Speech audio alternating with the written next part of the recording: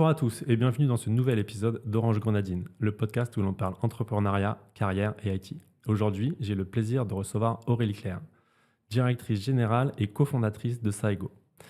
Elle a un cursus ou un parcours assez atypique. Elle vient des finances, des achats. Elle est passée par l'innovation et se retrouve dans la cyber. Aujourd'hui, elle va nous raconter de comment elle est passée des achats à la cyber et nous raconter le parcours de Saigo. Bonjour Aurélie, comment vas-tu? Bonjour, ça va bien, merci de me recevoir. Peux-tu nous raconter brièvement ce passage des achats à la cyber, d'où tu viens, ton parcours, pour qu'on te connaisse un tout petit peu mieux avant de commencer et rentrer en détail? Je vais essayer d'être brève. Ma formation initiale, c'est les achats. Un stage de fin d'études chez HP en achat de télécom qui donne une couleur tech à mon parcours par la suite. Parce que par les achats, je suis passée des télécoms au réseau, à la sécurité, au hardware, au software, à tout ce qu'on achète dans l'IT. Plutôt corporate au départ. Il se trouve D'accord. que je suis rentrée ensuite à la Française des Jeux et que l'évolution, elle s'est faite au sein de la Française des Jeux, Ok. entreprise dans laquelle je suis restée 17 ans. D'abord par les achats, puis tous les achats d'équipements de points de vente et des services associés, puis du pilotage de projets, de programmes, toujours très proche de l'IT, voire en plein cœur de l'IT. J'ai notamment piloté la modernisation du SI digital. Mhm. Quand la FDJ avait des grosses ambitions sur le digital, voulait développer son activité en ligne, il fallait faire en sorte que le système d'information soit capable de porter ses ambitions. Et puis après, un virage vers l'innovation, d'abord en prenant un poste qui se crée de responsable innovation technologique, donc toujours au sein de l'IT, j'étais membre du CODIR IT. Et puis dans ce poste-là, il y avait une part d'open innovation qui était poussée par Stéphane Pallez, la CEO de FDJ, qui était arrivée quelques mois avant. Et cette part-là a très vite pris de l'ampleur puisqu'elle était arrivée avec cette conviction que pour réussir sa transformation digitale, il fallait que l'entreprise soit en prise avec les startups, D'accord. c'est-à-dire celles qui avaient la meilleure capacité à appréhender le digital et à le transformer en usage. Ça veut dire un modèle startup à travers la FDJ ou juste être en prise avec des startups? Avec les startups et avec les solutions digitales pour se faire tracter dans notre transformation digitale, pour être sûr de garder le rythme. Ok. Et donc, assez rapidement, Stéphane Pallez m'a demandé de créer un département d'open innovation. Ok. Donc, ce que j'ai fait, on l'a outillé de tout ce qui va bien. J'ai eu la chance, en plus, de travailler assez proche d'elle pendant cette phase-là. Elle était vraiment sponsor de cette initiative. Voilà, et c'est devenu une direction à part entière, puisque un vrai support au plan stratégique de l'entreprise. Donc, j'étais directrice de l'INO. Voilà, c'est passé par la tech pour arriver vers l'INO. Ok.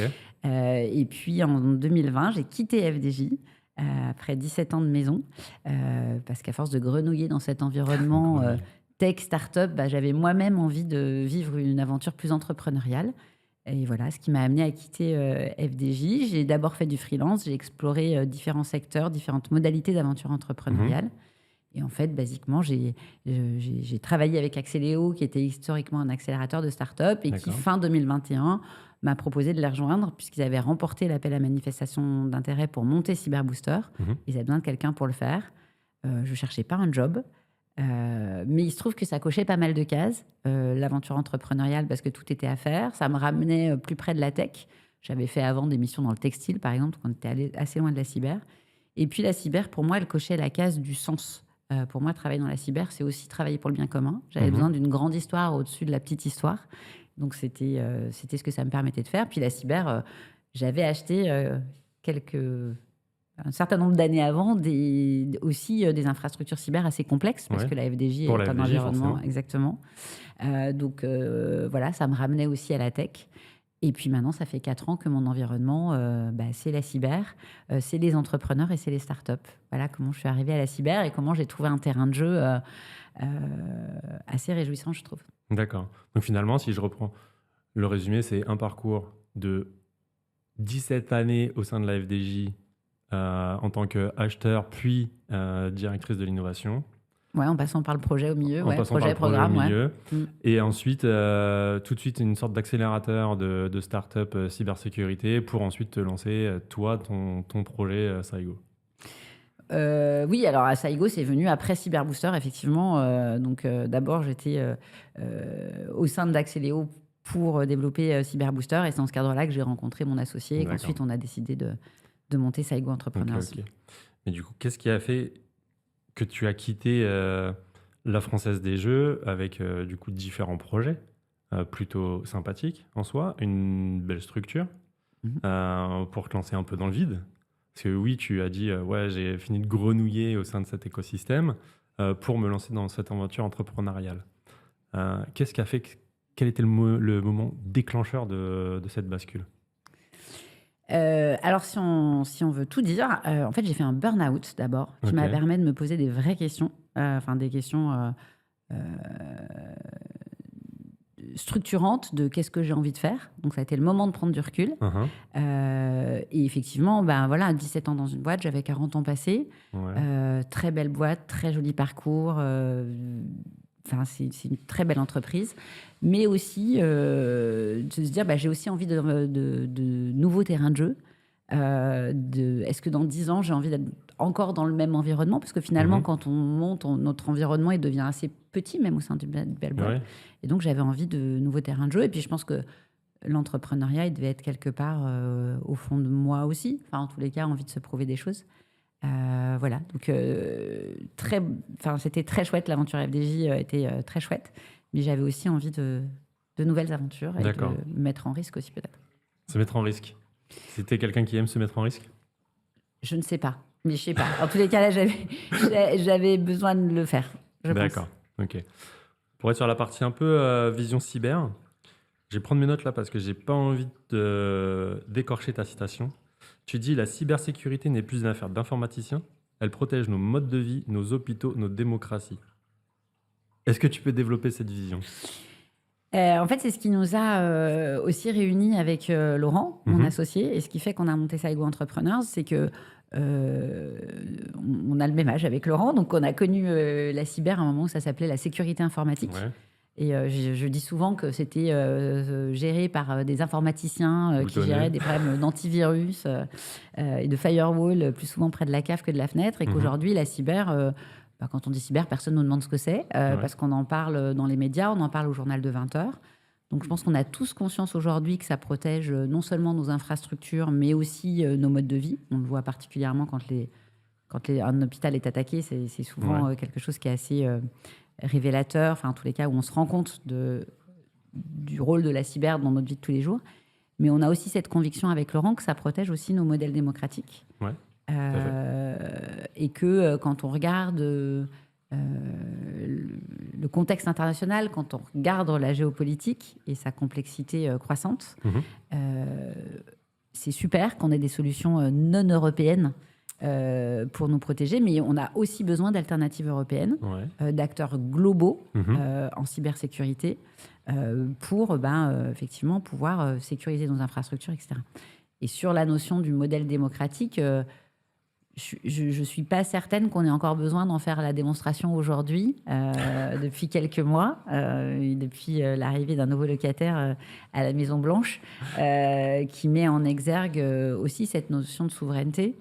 Alors nous, on utilise la souveraineté avec parcimonie, puisqu'elle est souvent utilisée de façon un peu défensive. Et en tous les cas, on voit bien que l'Europe a besoin de renforcer son autonomie technologique, Mhm.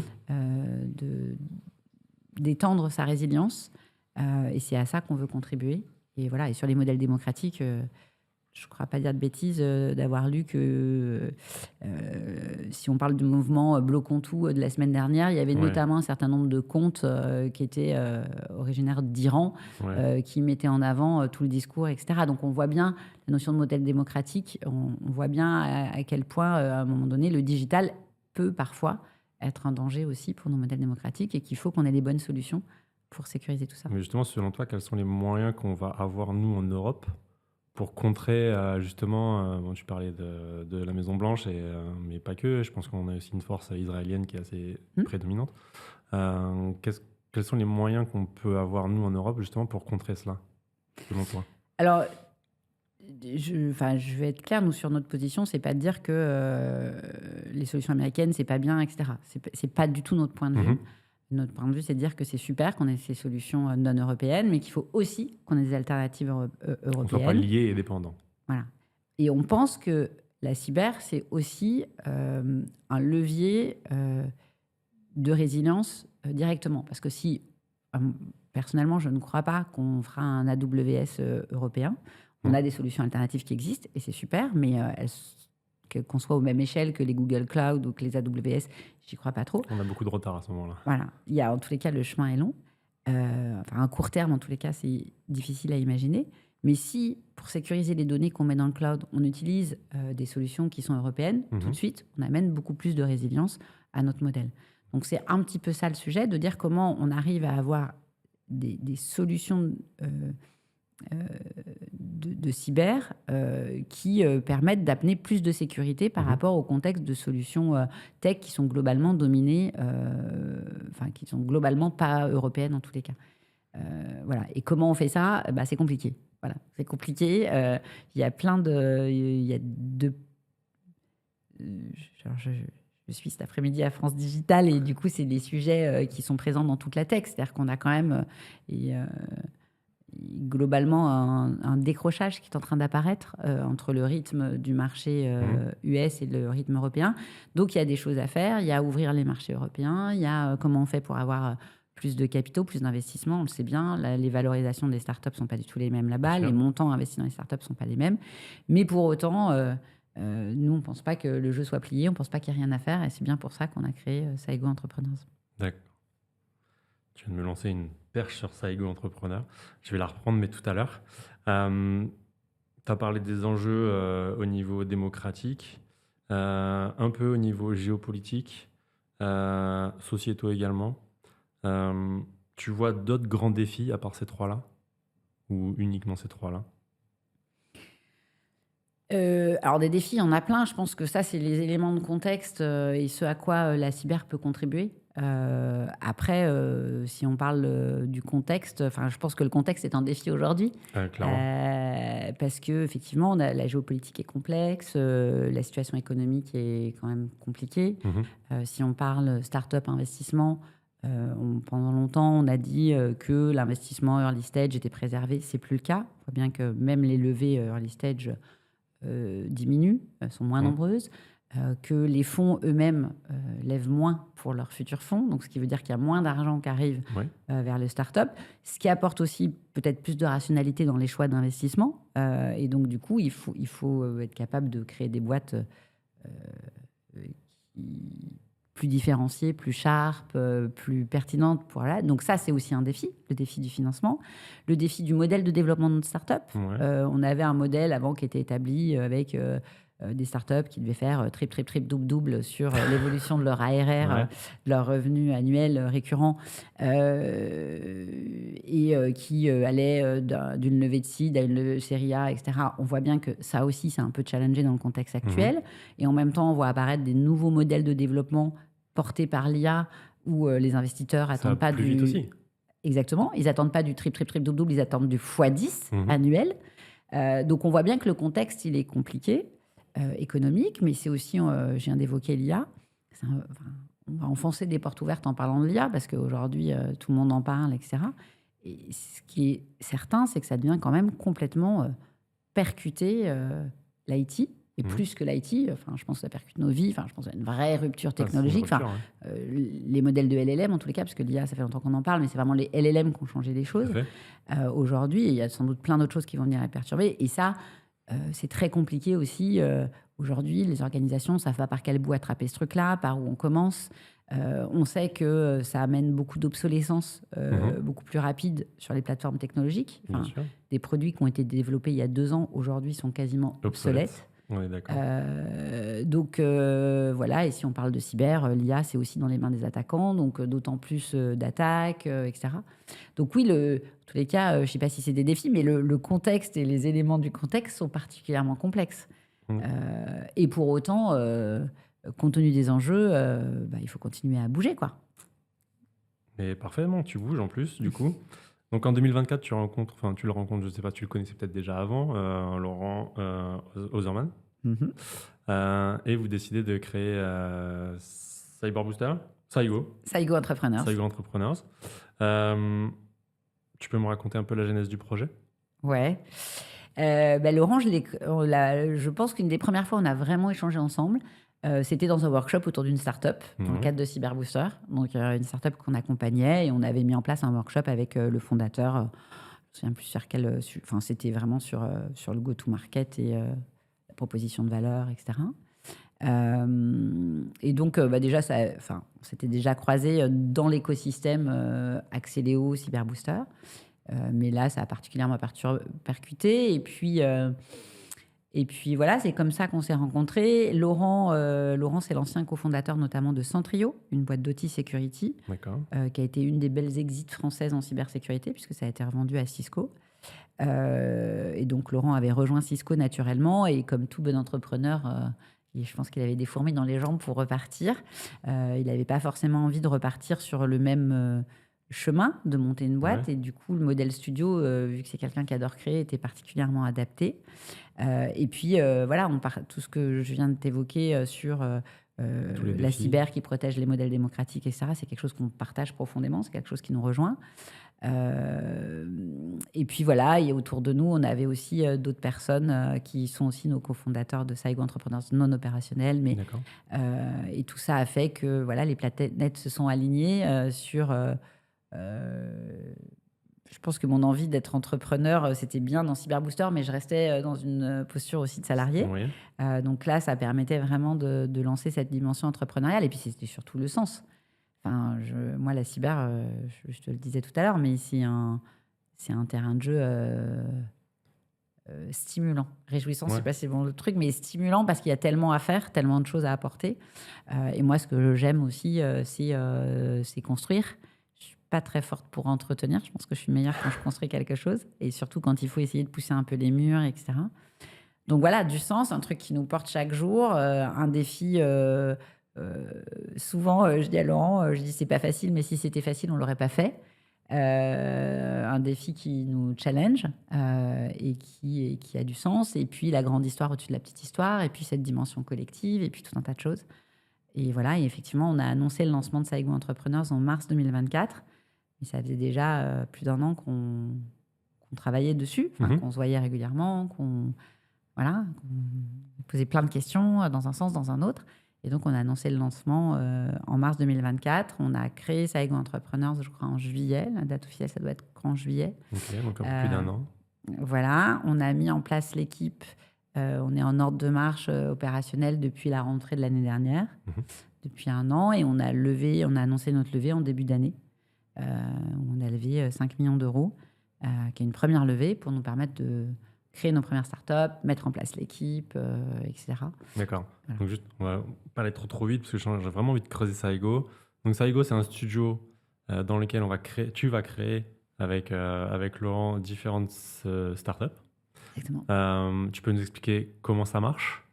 C'est des startups déjà existantes qui vont venir avec un projet, qui vont te dire leur projet, et du coup tu vas dire ok, on prend pas. Ou c'est plutôt rechercher des personnes qui vont se rassembler autour de toi et créer un projet avec elles? Alors, pour créer Saigo Entrepreneurs avec Laurent, on a décidé de reprendre Axeléo qui portait Cyberbooster. Donc, on continue d'opérer Cyberbooster. D'accord. Mais Cyberbooster, c'est une équipe dédiée à Paris et qui est effectivement un programme d'accompagnement qui est soutenu par France 2030. Et qui permet à des startups qui sont déjà créées, qui ont déjà un produit, qui ont toutes les compétences nécessaires à accélérer leur go-to-market. Okay. Et ça, c'est un programme existant, celui que j'ai créé quand j'ai rejoint Axeléo il y a 4 ans, et qui continue d'exister, de se développer. Là, on vient de clore un nouvel appel à projet. Voilà, une belle dynamique, des jolies boîtes qui sont passées par Cyberbooster et qui continuent de se développer. Donc, ça, c'est un fait. Accélérateur, incubateur. Ouais, c'est un peu un modèle hybride entre les deux. Okay. Dans le sens où il est quand même rythmé, il y a un début et une fin, mais c'est un peu plus long qu'un accélérateur qui en général est plutôt sur moins de 3 mois. Ouais. Et puis on dit, nous, Cyberbooster, c'est pour la vie. C'est mignon. Avec les alumni. Mais ça existait, ça continue de se développer, etc. Et donc Saigo Entrepreneurs, ce qui nous a mis en route, c'était de créer un studio, un startup studio. Donc c'est un modèle différent. C'est pas un modèle qu'on a inventé. Les modèles de startup studio, ça existe. Alors c'est beaucoup moins connu que les modèles d'incubateurs et d'accélérateurs, même s'il y en a pas loin d'1 millier, je pense, maintenant dans le monde. Et en France, ça commence un peu à émerger. En France, on a un très, très beau startup studio qu'on ne peut que regarder avec beaucoup d'estime, qui est EXA, anciennement eFounders. D'accord. Donc créé par Thibaut Elzière notamment. et qui a déjà créé 3 licornes françaises qui sortent de chez Exa, alors qui s'appelaient eFounders à l'époque. Depuis 3 ans maintenant, je crois qu'ils ont pris le terme de Exa avec une ambition plus forte. Et leur objectif, c'est de créer une 30aine de startups par an. Donc voilà, quand on parle de belles réussites françaises, qui fait plutôt des SaaS B2B sur des fonctions support de l'entreprise. On a OSS qui est spécialisé dans la digitalisation de l'industrie. Et puis en cyber, il y a des startup studios qui existent, qui sont sans surprise israéliens. L'historique, c'est Teammate. Et puis l'autre est CyberStarts. Donc les deux sont très connus. Et CyberStarts est par exemple derrière la création de Wiz, dont on a beaucoup parlé il y a quelques mois, puisque ça a été une des plus grosses exits. Et surtout avec une croissance qui a été incroyable. Donc on n'a pas inventé le modèle. Mais pour autant, c'est le premier startup studio dédié à la cyber en Europe. Donc, on crée ce startup studio. Et derrière le mot startup studio, il se cache parfois, il y a des partis pris qui peuvent être un peu différents. Nous, on est clairement, on est verticalisé. On ne fait que de la cybersécurité. On concentre dans un même lieu tout ce qu'on a besoin pour créer une boîte de cyber. Ce qui veut dire qu'on concentre de l'expertise, de l'expérience, du savoir-faire, des compétences, des moyens financiers aussi. Des ressources, enfin, bref, tout ce qu'il faut. Tout un réseau légal aussi, juridique, pour tout créer, etc. On amène ça aussi, on amène des briques technologiques, enfin, on amène tout un tas de trucs. Et surtout, on amène l'idée. C'est-à-dire qu'au sein du studio, on a un travail de veille extrêmement actif pour identifier quels sont les sujets en cybersécurité dont les organisations ont besoin. Si je le dis autrement, quels sont les sujets qui empêchent les ciseaux de dormir. C'est-à-dire soit les sujets émergents où on ne sait pas trop comment on va les attraper, soit des projets qui sont assez clairs mais où on ne trouve pas la bonne solution. L'idée, c'est d'identifier ces terrains de jeu-là. D'accord. Et comment tu fais pour identifier ces terrains de jeu? C'est quoi? C'est des tables rondes avec les ciseaux? C'est des forums avec eux?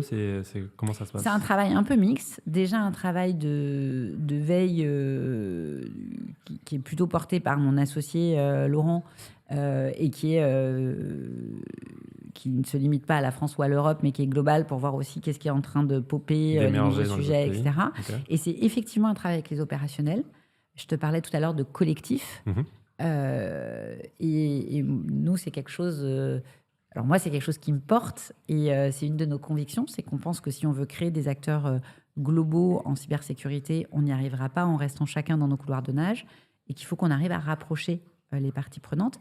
C'est déjà ce qu'on avait fait dans Cyberbooster. C'est aussi pour ça qu'on a repris Cyberbooster. Cyberbooster, c'est plus qu'un programme d'accompagnement, c'est une dynamique collective avec des institutionnels, avec des opérationnels, avec des VC, avec des entrepreneurs. Et on partage ça sur la méthode du studio, on a créé autour du studio, alors on communique très peu dessus, mais un club où on invite les gens pour qui la mission de dire on veut créer des acteurs européens globaux de la cybersécurité parle et ont envie de contribuer à ça. Et c'est pas, je vais pas le dire, mon langage oral est clair, mais l'idée c'est, allez, je le dis avec mes mots, mais c'est pas de créer une énième cérémonie de buveurs de thé, mais au contraire d'avoir des gens qui soient là parce qu'ils ont envie de contribuer. Et donc typiquement identifier les sujets, on va se servir de notre réseau, donc des membres du club et de notre écosystème, pour aller collecter un petit peu leurs besoins sur des formats, ça peut être du one-one, ça peut être à plusieurs, et aussi pour challenger nos idées. Donc, quand on va identifier les terrains de jeu, on va s'assurer avec eux qu'on n'est pas à côté de la plaque. Et dans ces terrains de jeu, on va trouver des idées, on va les raffiner jusqu'à avoir un projet V0.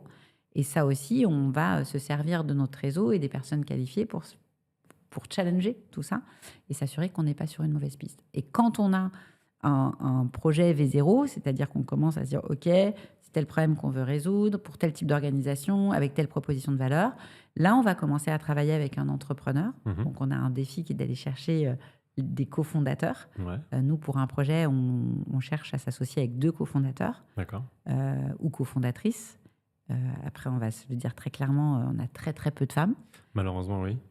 On est sur la triple peine. On est sur de l'entrepreneuriat dans la tech en cyber. Donc, c'est très compliqué d'avoir des femmes. Donc, on a surtout des hommes. Et donc, quand on a un projet V0, on commence à travailler avec au moins un des 2 cofondateurs. Et là, on a un process assez rythmé qui commence pas du tout par la création de l'entreprise, la start-up. On a d'abord une phase de 3 mois de validation essentiellement de l'interview. L'idée, c'est de faire de la user discovery. C'est-à-dire que, OK, on a identifié un pain, mais est-ce qu'on l'a bien compris? Quelles sont les organisations qui sont les plus impactées par ce pain? Comment il impacte les organisations? Comment il va télescoper les process, la gouvernance de l'entreprise? Qui dans l'entreprise est le plus impacté? Quels sont les users? Quels sont les bailleurs? Et surtout, est-ce que c'est un pain quel est le niveau de douleur? Qui est réel en fait, qui n'est pas juste une idée comme ça, bon, tu as une petite pain d'un côté, mais finalement, ça n'a pas d'impact sur l'entreprise. Oui, puis alors, trouver un pain en cyber, c'est pas très compliqué. Puisque les CISO, les responsables de la cyber, sont des gens qui vivent avec plein de cailloux dans leurs chaussures. Donc, trouver un caillou, c'est pas très compliqué, mais comment on s'assure que ce soit un caillou très douloureux et du coup qui crée de l'urgence sur la nécessité de trouver une solution. Donc ça, c'est la user discovery, et ces interviews, on s'en sert ensuite pour faire de la user validation, en bon français. C'est-à-dire de s'assurer que quand on partage nos partis pris et l'approche qu'on semble avoir, c'est pertinent pour les opérationnels. Et ça, on va le valider. Donc, cette phase de validation, elle dure 3 mois. Et on s'assure que, OK, il y a un vrai pain et on a trouvé quelque chose qui semble avoir du sens par notre capacité à embarquer avec nous ce qu'on appelle des design partners, toujours en bon français.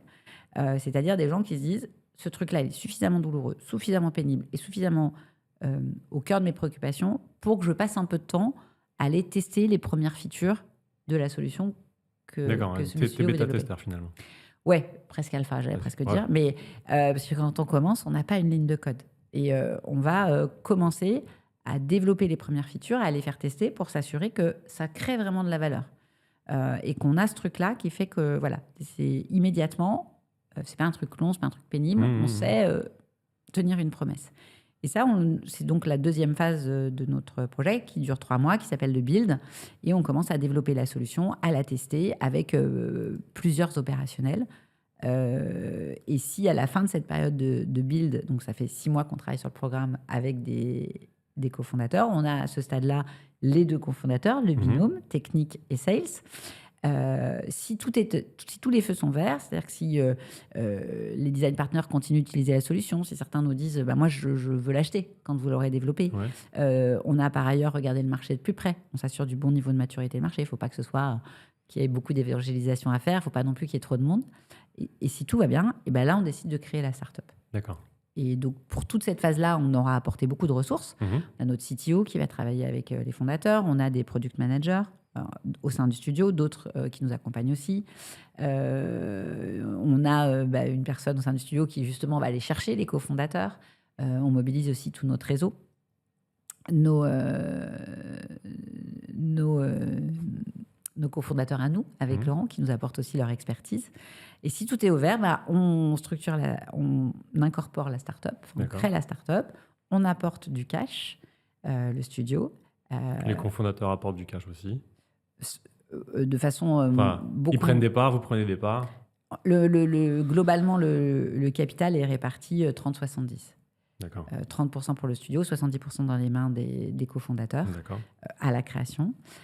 Et après, voilà, on se donne 3 mois, une période de start pour finaliser le produit, préparer le go-to-market, etc. Et ensuite, on va se donner 9 à 12 mois pour aller créer la première traction commerciale et montrer qu'on tient quelque chose et qu'on est capable de passer à la suite. Et là aussi, on est acting jusqu'à ce que la start-up ait pris son envol et une capacité à convaincre les fonds pour accompagner la partie d'approche. Donc, dès qu'on a créé, on va aussi être là pour aider sur les premiers recrutements de la boîte, pour évidemment... En mentoring, finalement. C'est un peu plus que du mentoring, parce qu'on est cofondateur. Donc, on est tous les jours aux côtés des entrepreneurs. Partie prenante, en fait, de la vie de la société, enfin, de la start-up. Et du coup, vous êtes obligé... obligé. C'est votre société. Oui.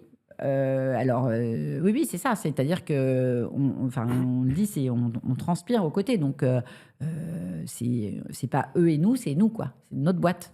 Et voilà, jusqu'à ce que la boîte soit capable de convaincre des fonds, de lever. Dans ces cas-là, elle prend son envol du studio. On restera toujours avec un lien, je pense, affectif particulier. Et puis, un lien capitalistique aussi, basiquement. On deviendra investisseur. Mais jusqu'à ce que la boîte soit capable de prendre son envol, et on est là au quotidien et on est pleinement committé, en bon français, sur la croissance de la boîte et sa réussite. D'accord. Aujourd'hui, en 1 an, vous êtes à combien de projets On a créé notre première start-up avant l'été. Donc, Créé, donc ça veut dire que vous êtes déjà à plus de 6 mois de création, de 6 mois de projet, exactement. etc. Et en phase Donc, de lancement. qui s'appelle Glaive, qui fait de D'accord. l'AppSec. Donc voilà, la première startup, là, elle est dans sa phase de start, là, Mhm. et elle a déjà, ça y est, enfin bon, bref, Elle a c'est le sa forme moment. juridique, etc. Oui, oui, et puis elle a ses premiers clients. Bon, ok, génial. Donc voilà, grosse pression maintenant pour aller chercher les suivants. Et puis on a actuellement, alors depuis le début, on a ouvert 8 projets. Mhm. Il y en a 4 qui sont arrêtés, puisque c'est aussi le modèle du Startup Studio, hein, c'est de se dire, on va avoir des périodes intensives pour rapidement savoir. Un Startup Studio, c'est aussi éviter, moi, ce que j'appelle l'errance entrepreneuriale. Ouais. Quand on se lance dans son coin, savoir pivoter, savoir arrêter, etc. Donc, c'est aussi à ça que ça sert. Donc, on a déjà arrêté 4 projets, mais actuellement, donc, on a 4 projets. Un qui a été créé, Glaive, et on en a 3, 2 qui sont en fin de validation. Mhm. Voilà. Et puis, un qui nous rejoint. C'est pas le modèle nominal du studio, mais ça peut arriver. C'est un entrepreneur qui avait déjà un début de produit, déjà un design partner, mais qui n'avait pas envie d'y aller seul, D'accord. et qui du coup est venu nous voir. Et on arrive aussi à intégrer comme ça des projets, alors qu'ils sont débutants, au sein du studio, et on en est ravis. C'est super. Donc, tu en as parlé tout à l'heure, vous avez levé 5 millions d'euros Ouais. en début d'année. Pourquoi faire et est-ce que tu peux nous raconter un peu peut-être l'aventure de cette levée de fonds? Ouais. 5 millions d'euros, enfin, si je le dis autrement, le Startup Studio, c'est un pur modèle de coût. C'est On est comme ça. d'accord, je pense. Puisqu'on a une équipe, on amène du cash dans les boîtes, etc. Et en fait, on fait le pari qu'on est en train de créer les bonnes solutions et avec surtout les bons entrepreneurs, c'est-à-dire Mhm. ceux qui vont les emmener loin. Et on verra dans 5 ou 10 ans si on a fait les bons paris, si on a réussi. Donc forcément, si c'est un pur modèle de coût, il faut du cash. Donc bien entendu, en tant que cofondateur avec Laurent et avec nos funding partners, on a emmené du cash, mais on est aussi allé lever des fonds. Mhm. Donc on a avec nous la BPI, D'accord. à travers un fonds qui s'appelle BPI French Tech Accélération 2, qui est un fonds qui est dédié aux startup studios, Mhm. ce qui veut dire qu'il y a une volonté aussi de soutenir ces structures qui amènent de la performance et qui permettent de créer des boîtes peut-être. Alors il y a plusieurs études qui sont sorties sur les startup studios et qui ont tendance à montrer que les boîtes qui se tentent des startup studios réussissent plus et plus vite. Donc, en fait, on dérisque des projets, on est D'accord. très spécialisé, etc. Donc, il y a un fonds dédié pour ça au sein de BPI, qui a notre capital. On a aussi la BNP en propre, pas via D'accord. son fonds de VC, qui nous a suivis. Et puis, on est ravis aussi de pouvoir compter sur une vingtaine d'entrepreneurs, business angels, enfin investisseurs en direct, qui sont soit des entrepreneurs de la cyber, soit de l'IT ou des services IT, et qui croient au modèle et qui ont envie de et qui croient, je pense qu'ils se reconnaissent aussi dans la mission, qui ont envie aussi d'apporter là-dessus. Donc, on a aussi une vingtaine d'entrepreneurs D'accord. qui ont investi dans Saigo Entrepreneurs. Ok. Ça marche très très bien. Vous recherchez des profils ou est-ce que vous avez besoin de nouveaux projets? L'appel à projet, comment ça se passe l'appel à projet? Alors, il n'y a pas d'appel à projet. Alors, autant sur la partie Cyberbooster programme, il y a de Ouais. l'appel à projet parce qu'il y a des cohortes, etc. Autant sur la partie studio, en fait, c'est c'est du fil de l'eau et c'est constant. Effectivement, il y a un sujet d'attirer je veux dire, les meilleurs. Tous les studios vont dire on attire les meilleurs cofondateurs. En tous les cas, ceux qui correspondent au modèle studio. Donc, on a une personne au sein de l'équipe dont la mission est vraiment d'aller chercher les cofondateurs. Mhm. Et puis, elle aide aussi les startups, une fois qu'elles sont créées, à faire leur recrutement des premiers collaborateurs. Mais sa mission, c'est d'aller chercher les cofondateurs. Donc, on a, comme j'ai dit tout à l'heure, 2 profils. Un profil tech, donc en gros, qui est je veux dire, le first dev, Ouais, le first dev, ouais. et qui a vocation à être le CTO de la boîte. Et là, on va... dans les 2 cas, on cherche des gens qui ont déjà entrepris. Ok. Alors, c'est d'autant plus vrai sur le profil CEO, le profil sales business. On cherche déjà qui ont déjà entrepris, donc qui savent ce que c'est qu'une aventure entrepreneuriale. Évidemment, Plutôt cyber, du coup? pas Pas forcément. forcément? Pas forcément. Et c'est justement ça qu'on apporte aussi avec le studio, c'est de permettre à des gens qui ne viennent pas de la cyber de se lancer dans la cyber. D'accord. Euh, et notamment sur la partie sales business. C'est aussi comment on va chercher une culture un peu différente. Nous, dans nos valeurs, il y a aussi le collectif et la diversité. Alors la diversité, elle passe par le genre, c'est un peu compliqué. On fait notre part là-dessus, mais c'est compliqué. Mais elle passe aussi par la diversité d'expérience, la diversité de compétences, la C'est une diversité diversité d'expertise. culturelle aussi, parce que Oui, vu aussi que vous êtes une des culturelle. premières plateformes européennes à faire ça, je suppose que vous avez aussi une diversité à travers les différents pays demain. Enfin, une volonté Exactement, européenne. et je te remercie de souligner ça. Ça fait partie un peu notre deuxième conviction, c'est que si on veut faire des acteurs globaux de la cyber, il faut qu'ils soient internationaux. On a envie de croire à l'international par la voie européenne. Mhm. C'est pas simple, c'est un vrai sujet. Euh, On voit nos politiques ont déjà du mal à s'entendre, donc forcément. le sujet, c'est que le marché européen n'existe pas. Ouais. C'est 27 marchés avec effectivement un problème, enfin, un sujet culturel, un sujet de régulation quand on parle de cybersécurité, et donc un effort qui est quasiment aussi important pays par pays. C'est une vraie limite aussi aujourd'hui, un vrai sujet. Alors il y a une dynamique qui se met en place au niveau européen sur la cyber, mais c'est encore C'est à l'état brut, quoi. ouais, Ouais. balbutiant. Il n'y a C'est un rien de vrai sujet. gravé. Mm. Il n'y a rien Mais d'écrit. il y a, pour revenir à la dimension culturelle que tu évoquais, effectivement, il y a ce côté aussi d'aller chercher. Nous, aujourd'hui, on travaille, nos premiers cofondateurs sont français, Mhm. mais on cherche aussi des cofondateurs. On a déjà discuté avec des cofondateurs en Italie, en Roumanie, etc. L'idée, c'est aussi d'intégrer cette culture d'autres pays directement dans les équipes. Ok. Voilà, et je ne me souviens plus de la question initiale que tu m'as posée, mais on cherche des cofondateurs en permanence. C'est un travail de fond. On cherche des gens qui ont déjà entrepris. On cherche surtout des gens qui sont déterminés à entreprendre. Là, maintenant. C'est aussi au-delà des... Il y a du hard skills. Donc, on va checker un certain nombre de hard skills sur chacun des deux profils.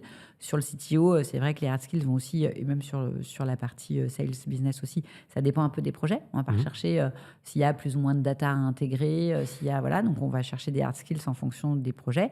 Et dans les plutôt soft skills, il y a effectivement du leadership, de la détermination, enfin des qualités plus entrepreneuriales, et surtout d'avoir des gens voilà, qui se disent pas je vais tenter, Je vais tenter pour comme voir. ça pour voir, et après, derrière, ça marche pas, c'est pas grave, quoi. Voilà. Nous, on a un modèle qui est intensif. C'est-à-dire que là, quand je te dis on a 4 projets, notre carnet de balles, il est complet. Mhm. On n'a pas prévu de lancer de nouveaux projets D'accord. d'ici la fin de l'année. Le prochain, il sera en début d'année prochaine. Parce que on lance pas 10 projets et puis on se dit on verra qui passe la ligne d'arrivée. Non. On est sur un modèle où, je te le disais, on transpire aux côtés des entrepreneurs, donc on veut tenir cette promesse. Laurent, mon associé, doit passer une journée par semaine par projet. Notre CTO aussi. Donc voilà, on ne va pas s'éparpiller sur 12 projets. Vous avez des batchs annuels de rentrée de projets? C'est plutôt tu vois, parce que tous les projets ne durent pas. Donc quand on lance, on lance avec la détermination à ce que ça passe, mais aussi avec la clairvoyance de savoir arrêter quand il faut. Donc c'est plutôt en fonction de l'évolution. On n'a pas de promo, c'est plutôt fil de l'eau en fonction. Puis des fois, c'est aussi l'alignement de planète entre un sujet, un cofondateur. Après, tu as le problème de l'idée et le problème du matching entre les personnes aussi qui va faire que ça ne marche pas. Donc forcément. Tu as plein de matching à faire. Tu as le matching du cofondateur avec le studio. Faut s'assurer qu'on est... faut être au bon endroit, la bonne personne au bon endroit. Partager des valeurs, ça c'est très important. Tu as le matching du projet avec le cofondateur, parce qu'il faut quand même que ça vibre. On peut pas... ça va être compliqué, on va en baver, donc il faut qu'on sache pourquoi on se bat. Pardon. Et puis, tu as le matching entre les cofondateurs, qui est aussi important, parce que c'est ton associé. Et c'est pareil, là aussi, il faut qu'il y ait un alignement sur pourquoi on fait ça, sur les valeurs, sur ce qu'on a envie de mettre en œuvre, etc. D'accord. C'est quoi ta vision du coup de Saigo dans 5, 10 ans? Combien de startups tu rêves d'avoir fait éclore Notre projet, j'allais dire notre projet, c'est 10 startups d'ici 2030. D'accord. Donc, ce qui veut dire qu'il faut qu'on... 2 par an. Ouais, c'est ça. C'est un beau Ouais, challenge. c'est ambitieux. Là, on en a créé une. On a moyen d'en créer une autre d'ici la fin de l'année, D'accord. ou plus tard, début d'année. Donc, on est on track, on va dire. On a mis en place la structure, on a l'équipe, on a le process, on a l'écosystème. Jamais assez d'écosystème. On a besoin de réunir encore plus de personnes autour de nous, notamment les opérationnels. D'accord. Tu cherches quel type de profil du coup en termes d'opérationnel? Je pense des gens qui ont envie de contribuer à la mission. C'est-à-dire que moi, je dis souvent, de façon peut-être un peu provocatrice, mais que faire des champions européens de la cyber, quand on voit tout ce qu'on a dressé comme contexte, ça semble être du bon sens. C'est aussi de la bonne volonté. Ça veut dire qu'il faut avoir envie de le faire, etc. Mais c'est aussi des bons de commande. Et d'une façon générale, faire des champions, quel que soit le domaine, c'est avant tout des bons de commande. Donc, ça veut dire aussi réunir... moi, j'ai été directrice de l'innovation. Je sais que la collaboration Startup Grand Groupe, c'est le mariage de l'eau et du feu. Il n'y a rien de naturel dans tout ça. Et c'est particulièrement contre-intuitif dans la cybersécurité. Ouais. On veut quelque chose de robuste, éprouvé, bien implanté sur le marché. Voilà, tu vois. Et moi, donc voilà, mais j'étais directrice de l'inno, j'étais acheteur. Et quand j'étais jeune acheteur et un petit peu, je me souviens avoir challengé mon directeur de prod informatique sur certaines consultations. Et on finissait par me répondre, mais Aurélie, personne ne me reprochera jamais d'avoir choisi le leader. Et c'est particulièrement vrai en cyber. J'imagine CISO qui explique à son PDG, ah bah alors, tu vas rire. Le Magic Quadrant. Voilà. J'étais en train de tester une nouvelle solution déployée chez eux, voilà. Et on s'est fait trouer.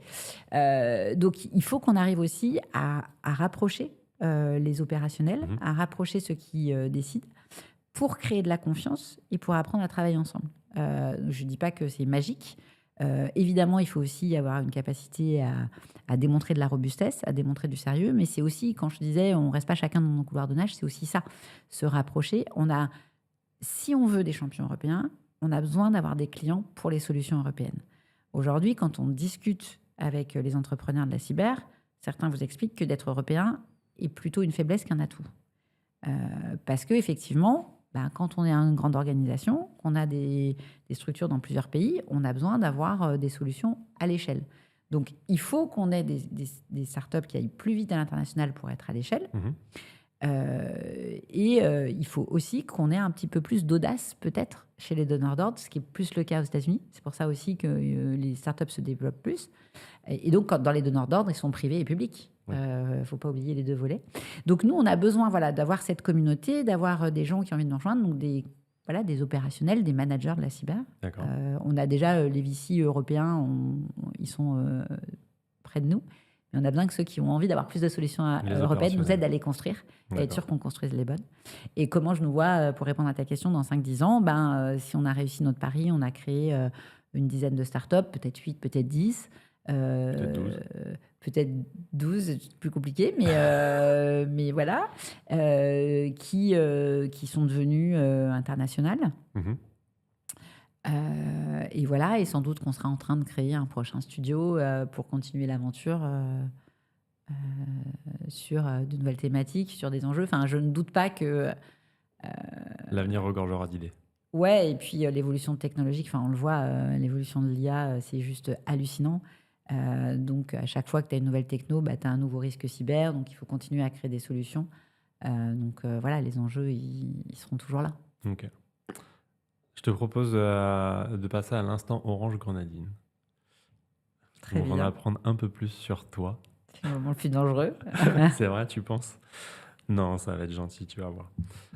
L'idée, c'est de voir un peu qui se cache derrière Aurélie Claire, la femme entrepreneuse de Saigo, et de mettre un visage simplement et des humeurs peut-être. S'il y avait une musique qui te représentait. Ah, la piège. Ça peut être un style, hein, si t'as pas de chanson particulière. Il se trouve que j'ai un conjoint qui est très éclectique dans ses goûts de musique, donc on écoute beaucoup de choses différentes à la maison. J'aime beaucoup les voix graves, j'aime beaucoup The National, par exemple. Ok, Voilà. d'accord. The National, j'aime beaucoup, j'aime voir un concert Un- de The National, c'est toujours un Un grand... titre en particulier ou juste Non, un album je pense que j'ai pas d'album préféré, mais Ouais. voilà, globalement... Ça marche. Si t'étais ton film préféré ou celui que tu regarderais en boucle ou plusieurs fois? Euh,